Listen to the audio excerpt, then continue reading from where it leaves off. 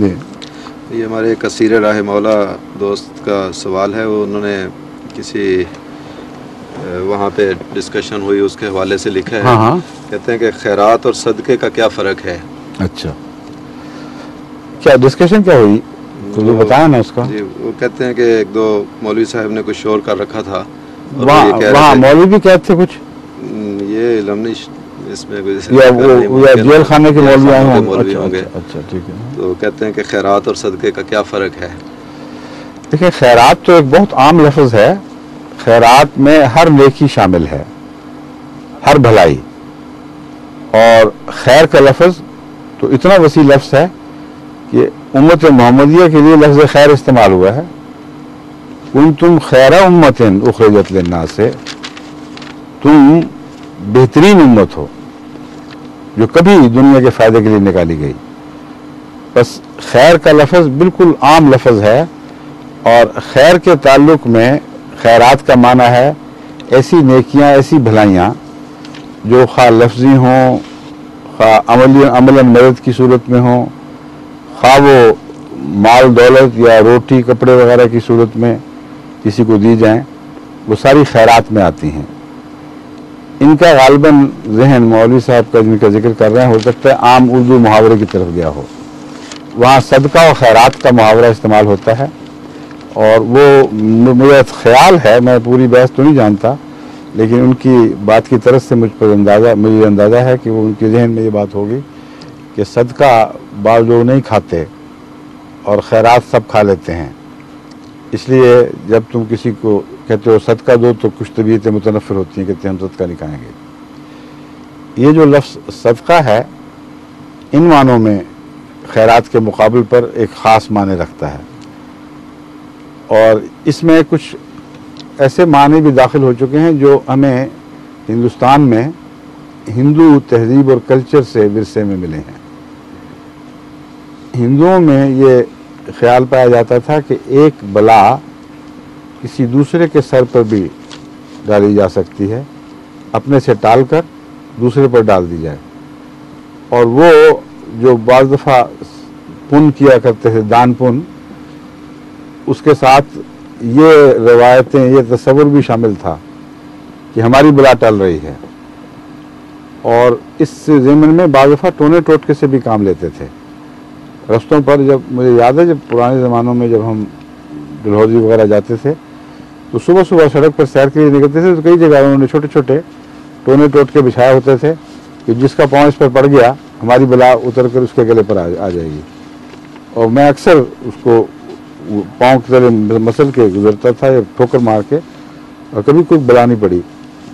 تو عام طور پر یہی اسی قسم کا کچھ ملتا جلتا تصور، خواہ ان سے لیا ہو یا نہ لیا ہو، ہمارے معاشرے میں بھی پایا جاتا ہے کہ صدقہ جو ہے اس کے ساتھ بلا وابستہ ہے، اس کے ساتھ کوئی بیماری لگی ہوئی ہے، اور صدقے کا گوشت کھانا، اس کی ان چیزوں سے کراہت کرنا طبعاً فطرت میں داخل ہے. جب کسی کی خدا کی خاطر آپ بکرا ذبح کر کے غربا کو دیں تو کئی پوچھتے ہیں کہ عام ہے خیرات یا صدقہ ہے؟ صدقہ کو نام بابا، صدقہ نہیں ہم کھائیں گے. اس قسم کا خوف وابستہ ہے. صدقے میں یہ جو ایک ایسا عنصر شامل ہو گیا ہے جس کا دراصل تعلق خالصتاً حضرت اقدس محمد مصطفیٰ صلی اللہ علیہ وآلہ وسلم اور آپ کے اہل بیت سے تھا.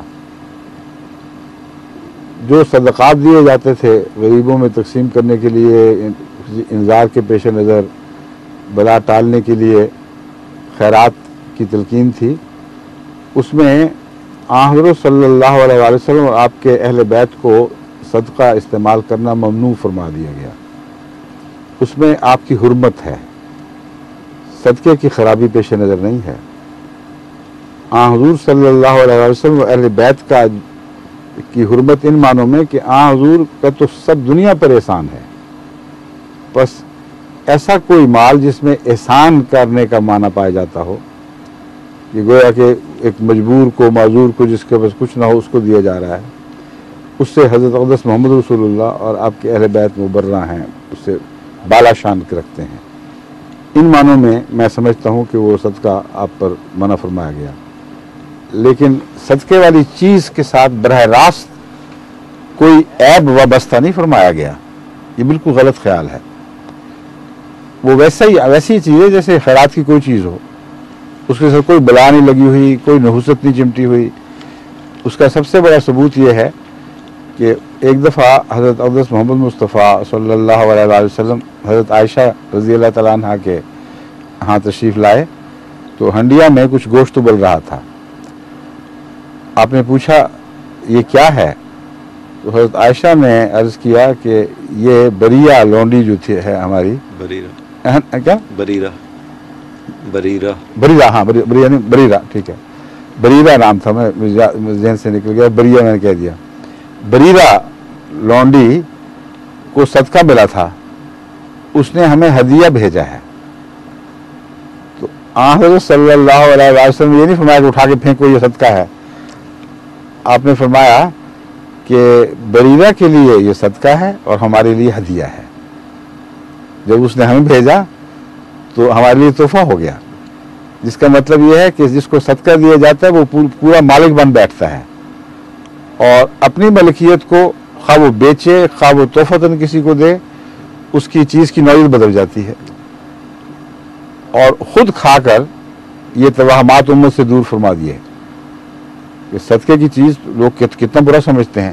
کوئی تحفہ بھی تو کہیں گے نا ہمارے پاس سے ہٹا دو, لیکن رسول اکرم صلی اللہ علیہ وسلم سے بڑھ کر کیا مرتبہ ہو سکتا ہے.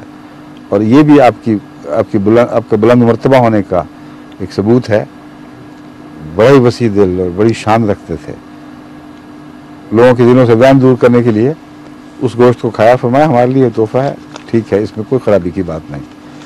تو خیرات ایک عام لفظ ہے, اور صدقہ بالعموم ایسی خیرات کو کہا جاتا ہے جو بری خوابیں, ڈرونی خوابیں دیکھ کر, یا ویسے ہی سفر پر جانے سے پہلے بعض عورتوں کو وہم ہوتا ہے کہ کچھ ہو نہ جائے, یا کسی بچے کے متعلق وہم آ گیا کہ اس کو نہ کچھ ہو جائے, تو اس کے لیے اللہ تعالیٰ کو راضی کرنے کے لیے وہ خدا کے بندوں کو راضی کرتے ہیں. یہ اس کا مفہوم ہے.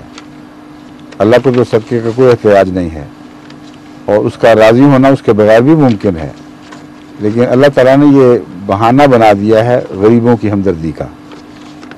بس جو بلا ٹالنے سے تعلق رکھتا ہے وہ صدقہ ہے, جو ویسے عمومی بنی نوع انسان کی بھلائی میں انسان خرچ کرتا ہے وہ خیرات ہے.